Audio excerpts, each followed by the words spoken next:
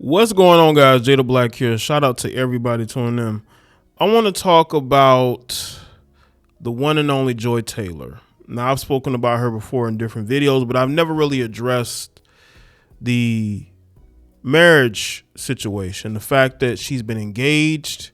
She was married at one point, then she was engaged, and those relationships just never worked. And when you look at the FS1 lawsuit that I went over in other videos, you see why. And I think that when you look at that combined with her social media attitude and her being very dismissive and being very confrontational with men online, it tells the story itself that she, in fact, was dealing in a relationship with her boss, and another woman brought that to the forefront in a lawsuit that I believe was settled quietly. That's why you don't hear about it anymore.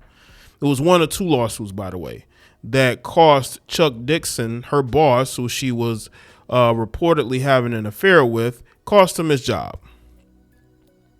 And, you know, for a while, Joy Taylor was silent about the situation there at FS1. She didn't say anything until recently. She went on a podcast tour doing what she does best, making threats, especially in regard to Jason Whitlock, blaming others, being dismissive, criticizing men, and you could just tell, the older she gets, the more she doesn't have a soul. There's no soul there. There's nothing behind those eyes.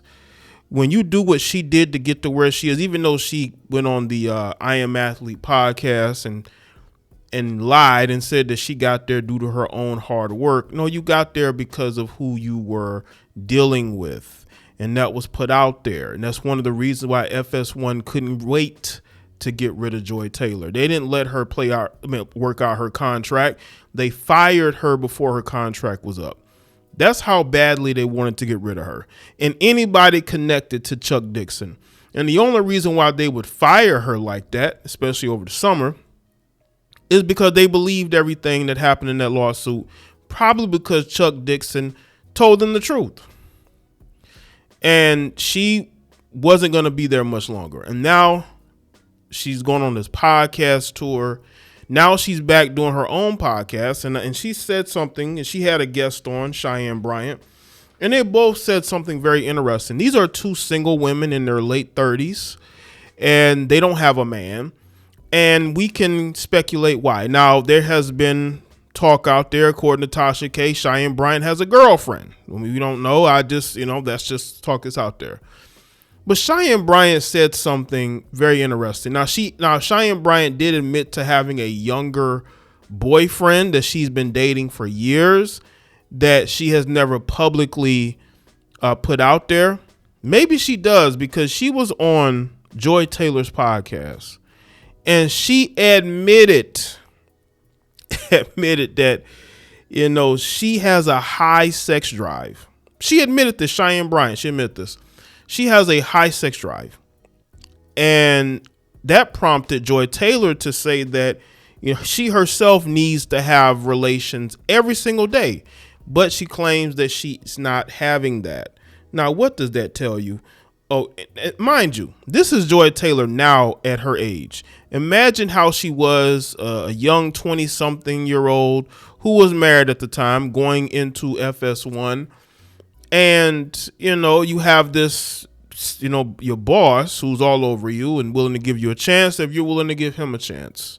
And you have a high drive. He's showing you the high life. He's doing things for you. What do you think is going to happen? Now, the thing is with Joy Taylor, and let's go over her short, brief relationship timeline that we know of. Back in 2016, she was married to Richard Giannotti, and they were only married for like a year. She divorced him in 2017. In 2018, she got engaged to Earl Watson, former NBA player, and they separated in 2019. So she'll date a guy for a year, marry him, then divorce him after that year. She get into a relationship with a guy, get engaged to him, and then break up with him the next year. This woman clearly has some sort of either psychological issues or she is one of these women who, again, sold her soul, figuratively speaking, to get to where she is. And by the time she married Richard, she had moved to LA and began her career at FS1. That relationship folded very quickly. Then she got with Earl Watson. That folded very quickly. Then she hasn't been with anybody since then.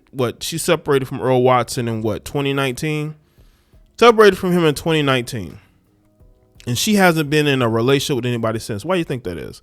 It is because she was, if we believe the reports, trading favors for opportunities. And when women do that, that destroys their ability to have functional relationships. It really does.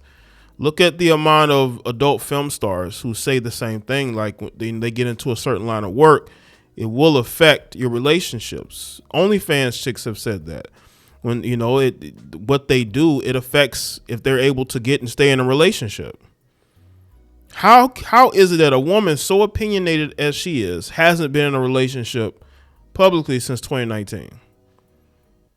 You know what that tells me? That tells me that either she's been dating losers or she's been dating married men. That's the only reason why a woman would keep a relationship private. Women don't like to keep relationships private, contrary to what you want to believe. Women only keep relationships private if the guy that they are dealing with is a married man or he's a loser and she doesn't want people to know. Because women don't want to be a secret. So why would they why would they be with a man who they have to keep secret? But that looks a lot like what's going on in her dating life. And that's why I truly believe that she is her own worst enemy when it comes to this, which is why she has such an adversarial behavior towards men, because she hates the fact of the things that she had to do to get to where she is. And she's angry with men. The way that she acts and the way she talks, that's not a woman who could have a functional relationship with men. And let me say this about Taylor Rooks. Taylor Rooks started that podcast with Joy Taylor, but after a year, Taylor Rooks realized that it did more harm than good to do that podcast, and she had other opportunities in the NBA and the NFL. Opportunities that Joy Taylor could have. Why doesn't she have those opportunities? You know why?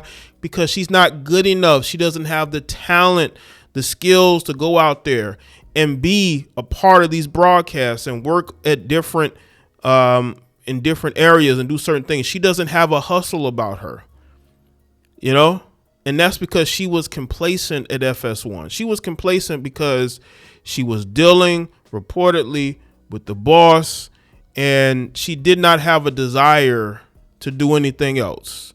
Taylor Rooks is a woman who seems very ambitious and wanted to do as much as possible. So she didn't want to be tied down to doing a podcast with somebody who clearly has a lot going on.